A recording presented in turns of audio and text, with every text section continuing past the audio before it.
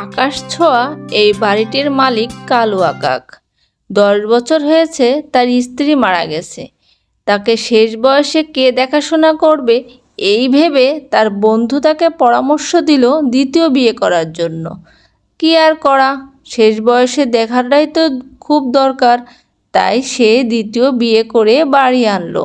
বাড়ি আনার সাথে সাথে তার ছেলে বৌমা শুরু করলো হট্টগোল। কেন বাবা, তুমি এই বৃদ্ধা বয়সে বিয়ে করেছো? আমরা তো সমাজে মুখ দেখাতে পারবো না। কি করলে বাবা এটা তুমি মোটেই ঠিক করোনি। কাল থেকে তো আমি বাসা থেকে বের হতেই পারবো না। ছি বাবা, এই বৃদ্ধা বয়সে তুমি কি করলে এটা? তুমি যখন তোমার সিদ্ধান্ত এটাই ছিল আমাদেরকে বলতে পারতা। তুমি কি করলা বাবা? এই বলে শুরু করে দিল ছেলে আর বউ অনেক বাকবিতণ্ড। এবং শেষ পর্যায়ে ছেলে বলল, হয় তুমি এ বাসায় থাকো আর না হয় আমি এ বাসায় থাকবো। আমি মোটেই ওই মহিলাকে মা বলে মেনে নিতেই পারবো না। বাবা, তুমি এখন ভেবে দেখো তুমি কি করবে। তখন কালুয়া কাক তার অন্য একটি বাড়িতে তার নতুন বউকে নিয়ে উঠালো। নতুন বউ বাসর ঘরে বলল, দেখুন, আপনার ছেলে আর বৌমা কিন্তু মোটেই সুবিধার না। সে কিন্তু আপনার মুখের উপরে কথা বলছিল। আমার তো এটা সহ্যই হচ্ছিল না। আমি না হয় দুঘা মেরেই বসতাম। আমার কিন্তু এগুলো মোটেই ভালো লাগে না।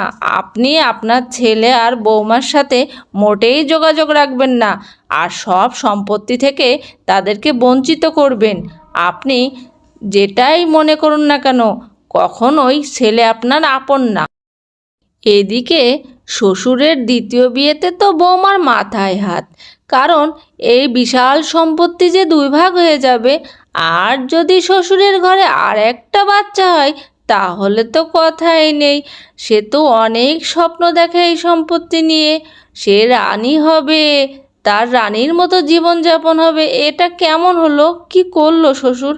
এখন বৌমা একটা বুদ্ধি করলো আর তার স্বামীকে বলল, শোনো, যা হবার হয়ে গেছে।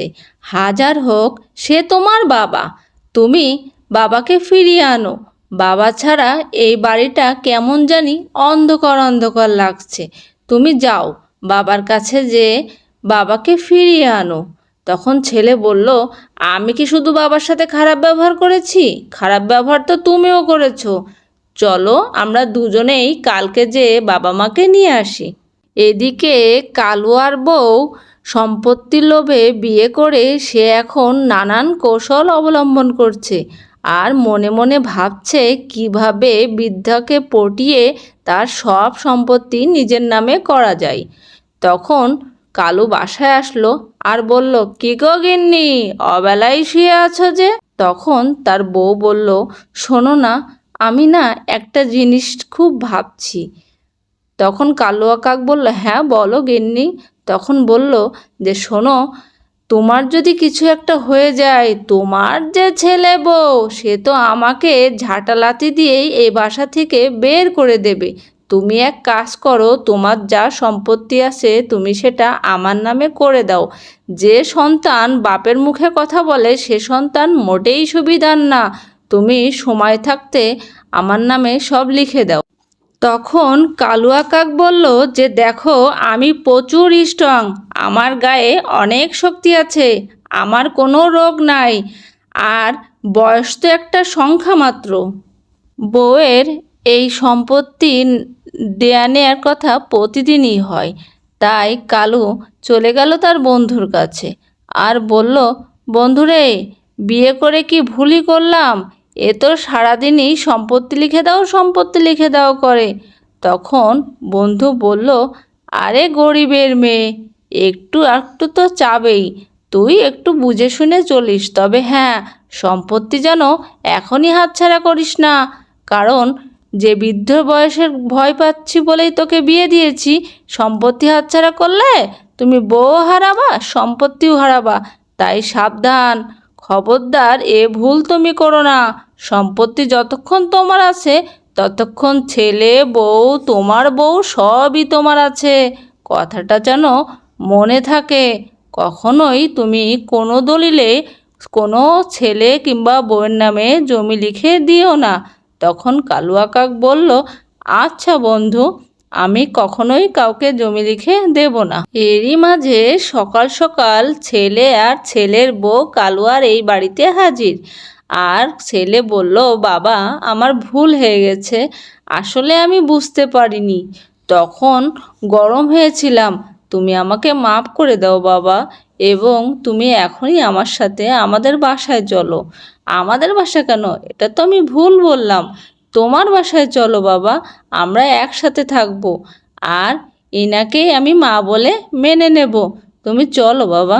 এদিকে বৌমা চলে গেল ডাক্তারের কাছে, আর ডাক্তারের কাছে যে বলল, আমার বাড়িতে প্রচুর ইঁদুর হয়েছে, এমন একটা বিষ দিন যাতে এই বিষটা খেয়ে ইঁদুর ছটফট করে মরে যায়, কারণ ইঁদুরের জ্বালাতন সহ্য করা বড় কঠিন।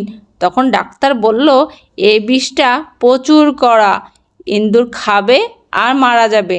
তবে হ্যাঁ, ইঁদুর মরা বিষ তো যেখানে সেখানে পাবেন, আপনি হাসপাতালে কেন আসছেন? কোনো উত্তর না দিয়েই বৌমা সরাসরি চলে আসলো এবং এসে রান্নাঘরে খাবারের সাথে বিষ মিশাচ্ছিল। এটা আবার জানলা দিয়ে কালুয়া কাক দেখতে পেয়েছে, দেখে আসছে ড্রয়িং রুমে। এরই মধ্যে খাবার নিয়ে চলে আসলো বৌমা। বৌমা খাবার দেওয়ার সাথেই কালুয়া সেটা উল্টায় দিল, দিয়ে বলে, ইস, ভুল হয়ে গেল গো, হাতটা নাড়া লেগে খাবারটা পড়ে গেল, আমি বরঞ্চ পরে খাবো, তুমি খেয়ে নাও খোকা। এই বলে অন্য গল্প শুরু করলো, কেমন আছে, কি দেখি, তাদের ব্যবসার কি অবস্থা, এই সব কথা। এদিকে রাগে তো বৌমা ফুলছে আর ভাবছে, আমি এত কষ্ট করে এত দূর থেকে নিয়ে আসলাম, আর বুড়োটা খাবারটা খেলো না। আমার খাবার যদি আজকে খেত তাহলে কৃষ্ণলীলা দেখা যেত। এদিকে তো কালুয়ার বউ সম্পত্তি নিয়ে ভাবতে ভাবতে ভাবতে ভাবলো, এই বৃদ্ধা বেঁচে থাকতে আমাকে সম্পত্তি দেবে না।